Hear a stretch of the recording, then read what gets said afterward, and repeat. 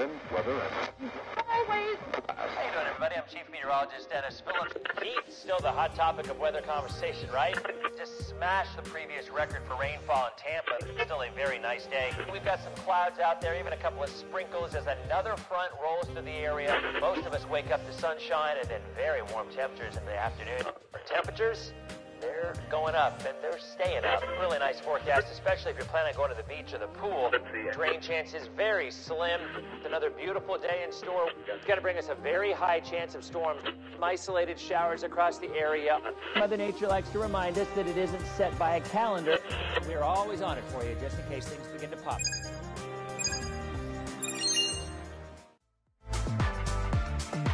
Streaming from the ABC Action Weather Center in Studio A.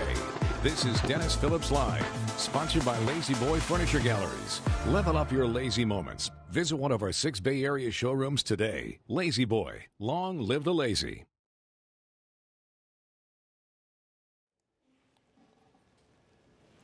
Hey, doing, everybody. Going to do just a quick update here. We had a full DPL at 7:30. The time frame is even faster than the models were showing. I mean, it's right on the horizon, right on the doorstep right now. The leading edge moving into Clearwater. All I want to do here is give a quick update. Remember what we talked about. The Storm Prediction Center issues special little updates if they think there's a chance they issue a watch. It's called a mesoscale discussion. They just issued one. So I'll give you that in just a second. But I did want to take a live look at radar here. Let's go ahead and just take it full for you here. There it is. You can see the leading edge. Very, very solid line of rain. Tell you what, not a ton of lightning with this right now. The lightning is much less impressive now than it was even a half hour, 45 minutes ago.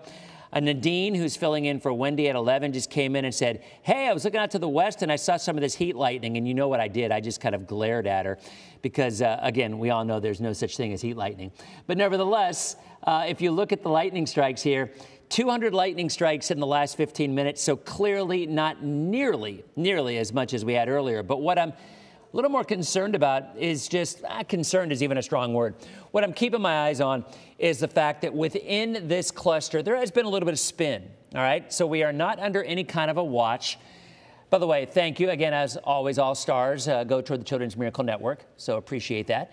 But when you take a look at what we were talking about here, this is moving through. In fact, I'll go ahead and give you a timeline. I mean, we can take this and extend it out maybe a couple of hours, and we're already going to be looking at a system that will have moved through by then. So this will not take very long at all to move through. Let's take the leading edge right here and then move it off to the east and cut across pretty much the entire state. And there's some of the timelines. They are faster, about 45 minutes faster than they were a couple hours ago. This thing is moving now at 40 miles an hour as opposed to 30.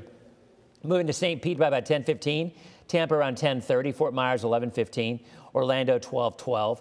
So what are we talking about? All right, so in general, I would say winds of about 30 to 35 miles an hour, you know, an afternoon thunderstorm.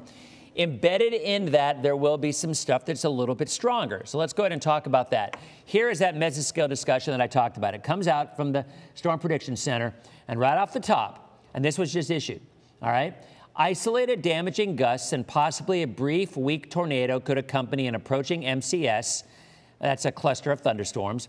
It's called, actually, it's a mesoscale convective system. Fancy words for a bunch of thunderstorms. From the west within the next hour or so, all right? And it has this area highlighted. And that's pretty much our area down to Fort Myers, all right? So we read this update. This is going to sound like a lot of gobbledygook, but I'll kind of explain it briefly. Isolated damaging gusts and possibly brief weak tornado could accompany the approaching mesoscale convective system from the west in the next hour or so. A watch is currently not expected.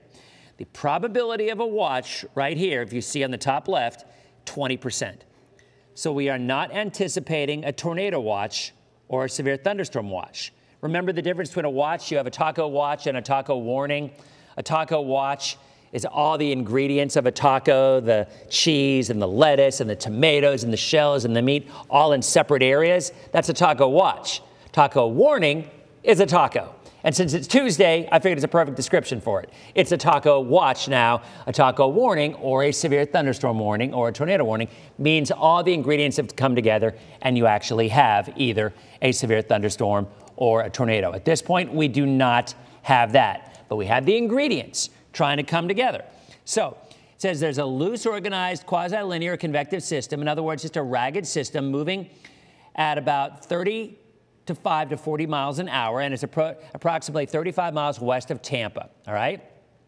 While the latest IR satellite trend suggests a gradual weakening of this system as it encounters cooler water temperatures of the Gulf, remember that water is upper 60s to low 70s, there's still some ingredients out there that you could see some isolated severe threat. So here is the key to all of this. Current thinking is that the overall severe threat will remain for localized marginal for a watch consideration.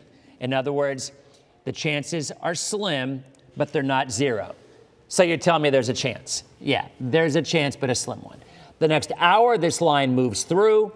It'll start along the coast, north to south, hitting about the same time. So whether you're Crystal River, Clearwater, St. Pete, all the way down to Fort Myers, the leading edge hits about the same, and it will move from the west coast to the east coast in probably about 2 hours, all right? So this will be out of here by midnight to 1 a.m. 1:30 at the absolute latest, all right? So right now, no watches, only a 20% chance of a watch being issued according to SPC. We're keeping our eyes on any individual or discrete areas of spin, as we say, and if that happens, we could see a warning. At this point, nothing going on, all right? That's all I got. We'll be updating throughout the next couple of hours. Of course, we'll be on the air live tonight at 11. As I mentioned, Nadine is in for Wendy, so we'll be giving you a live update. And then I'll continue. If we get any warnings, as always, we'll break in right here. Download our Storm Shield app, Storm Shield app. Great, giving you instant updates and warnings for your specific location. All right, you guys have a good one. We'll see you at 11 o'clock or sooner if there are additional storms. All right, stay safe out there, guys.